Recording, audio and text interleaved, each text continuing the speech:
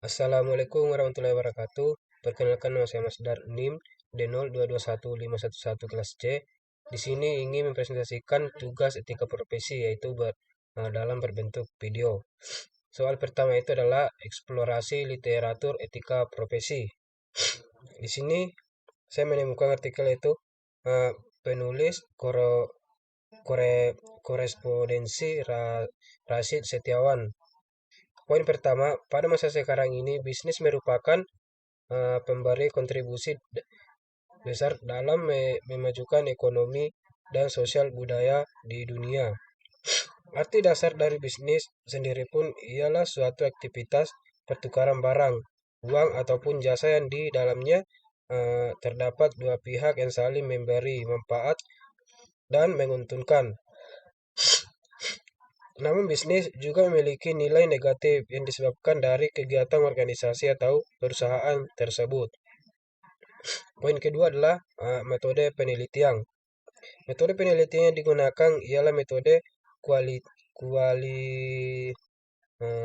yang bersifat destruktif, yaitu dengan cara mengolah data dari sebagai sumber literatur untuk mengetahui beberapa efektif penerapan etika bisnis terhadap kepuasan pelanggan pada transaksi komersi.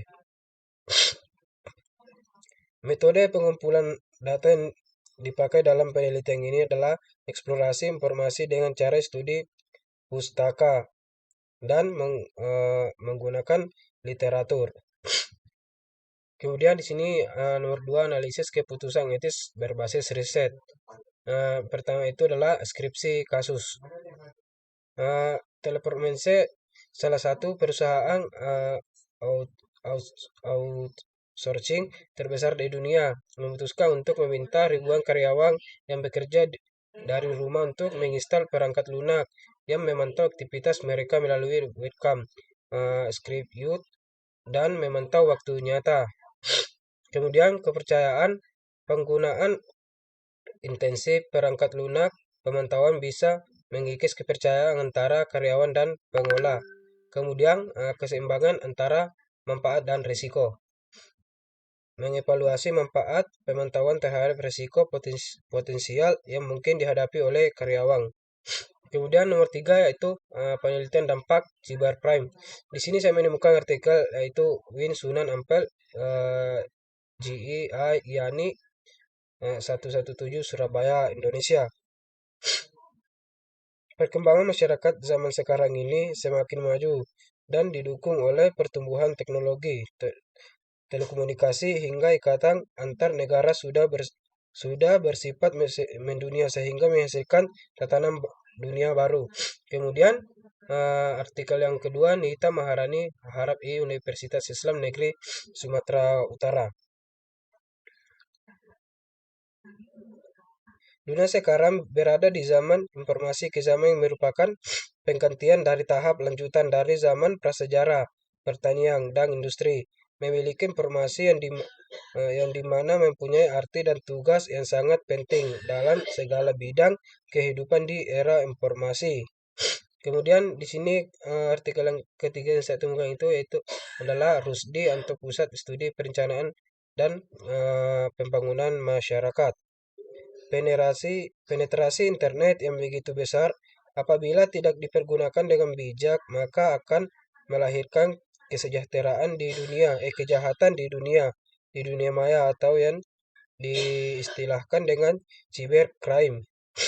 Cybercrime terjadi pertama kali di Amerika Serikat pada tahun 1960-an. Berbagai kasus cybercrime yang terjadi saat itu mulai manipulasi transkrip akademi mahasiswa di Brooklyn, Coleng, New York. Kemudian di sini tugas nomor 4, soal nomor 4, sinergi etika dan hukum dalam IT. Di tengah era digital yang pesat, data pribadi individu semakin rentan terhadap potensi penyalahgunaan dan pelanggaran privasi.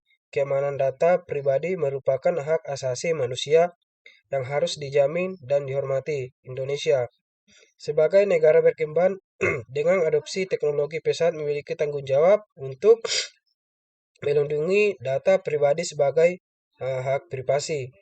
Di Indonesia, kesadaran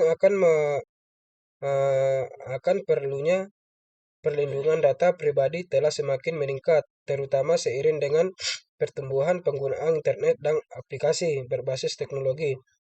Hak membela diri merupakan salah satu hak hukum digariskan dalam Undang-Undang 1945. Menurut pasal 26G ayat 1, warga negara berhak atas melindungi diri pribadi, keluarga, kehormatan, martabat, dan harta miliknya. Namun demikian, dengan kemajuan teknologi informasi dan komunikasi, hak pribadi seharusnya tidak hanya dipahami sebagai hak milik sebagaimana diatur dalam pasal tersebut. Hak privasi harus menjadi salah satu yang mendasar. Kemudian soal nomor 5, itu studi literatur profesi luhur dalam TAI. Sini ada yang pertama itu adalah pendidikan dan sertifikasi. Konsep profesi luhur sering kali menekankan pentingnya pendidikan dan sertifikasi dalam peningkatan kualitas profesional TI dan bisnis. Pendidikan moral formal, pelatihan, dan perkembangan keterampilan terus-menerus dipandang sebagai kunci untuk mempertahankan standar profesi tinggi. Kemudian di sini ada etika profesional. Literatur sering membahas pentingnya memiliki standar etika tinggi dalam profesi TI dan bisnis. Ini mencakup kejujuran privasi data, keamanan informasi, dan kewajiban terhadap pengguna layanan dan produk. Dan kesimpulan yang saya dapat itu adalah prinsip-prinsip etika profesional yang kuat dan berinvestasi dalam pendidikan dan sertifikasi perusahaan TI dapat membentuk budaya yang berorientasi pada integritas dan pengembangan profesional yang berkelanjutan.